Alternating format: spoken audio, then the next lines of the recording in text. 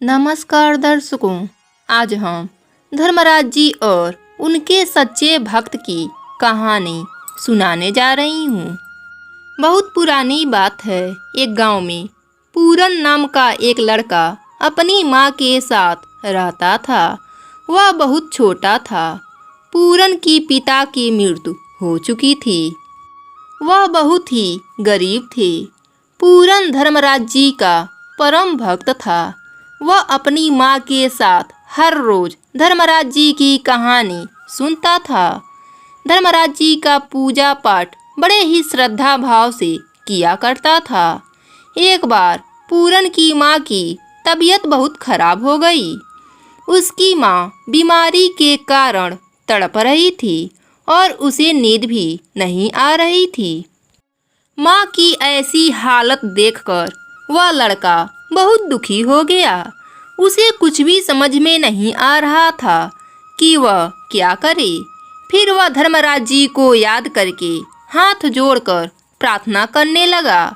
उसने कहा, हे भगवंत, आपने मेरे पिता को अपने पास बुला लिया है, पर मेरी माँ को मेरे पास रहने दीजिए।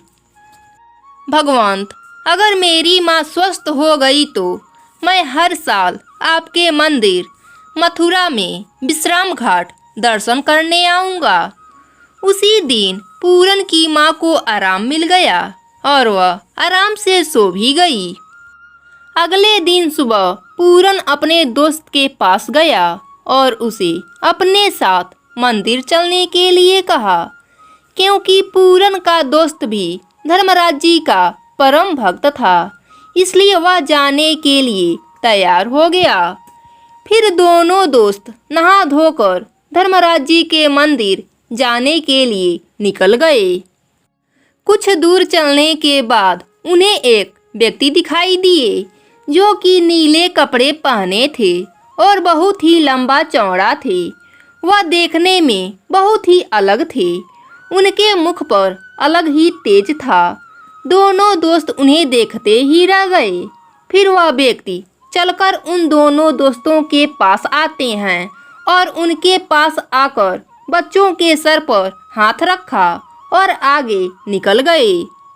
उन दोनों बच्चों का मन नहीं माना और वह दोनों ने पीछे मुड़कर उस व्यक्ति को देखा, लेकिन वह गायब हो गए थे। उन दोनों बच्चों को बड़ा आश्चर्य हुआ। वह सोचने लगे कि अभी तो वह व्यक्ति यहीं थे, अब कहाँ गायब हो गए। वह कुछ नहीं समझ पा रहे थे। फिर दोनों दोस्त मंदिर पहुंच गए। मंदिर पहुंचकर दोनों ने धर्मराज जी का दर्शन किया। फिर दोनों अपने घर पर लौट आए। घर आने के बाद वह दोनों उसी व्यक्ति के बारे में सोच रहे थे। फिर दोनों को समझ आ गया कि धर्मराज जी का दर्शन तो हमने रास्ते में ही कर लिए थे। दोनों बहुत खुश हुए और उन्होंने सच्चे मन से धर्मराज जी का धन्यवाद किया। तो दर्शकों, धर्मराज जी अपने भक्तों का सदैव रक्षा करते हैं।